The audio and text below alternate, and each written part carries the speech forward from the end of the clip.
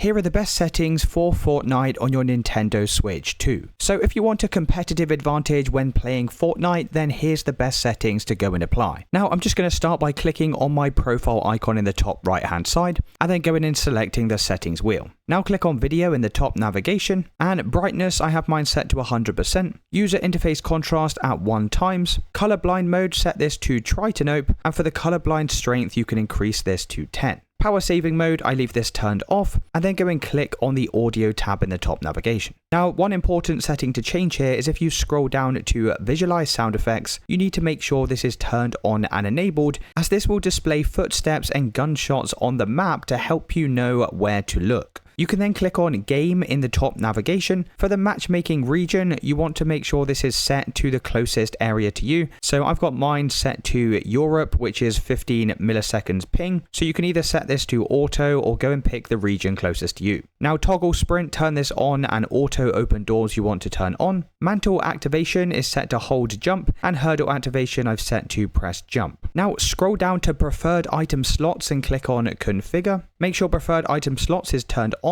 For loadout slot number 1, you want this set to SMG, loadout slot number 2 for shotgun, loadout slot number 3 is an assault rifle, and loadout slots 4 and 5, we're going to leave these for our consumable items. This is what works best for me, and then we can come back out of this window. You can then click on Game UI in the top navigation, scroll down to HUD Scale, and we're going to reduce this all the way down to 70%. Now click on Gyro options in the top navigation, and typically you want to set gyro aiming off. This is basically when you move the physical controller in order to move your character. Now most professional players don't use this feature, so I'd recommend keeping this off. Now click on controller in the top navigation, scroll down to vibration and turn this off, scroll down to sensitivity, and for the look sensitivity we're going to set this to 2. For the aim sensitivity, go and set this to 3. For the build mode sensitivity multiplayer, set this to 1.6 times, and for the edit mode sensitivity, set this to 2 times. Now finally scroll down to the controller dead zone, and we're going to increase both of these to 13%.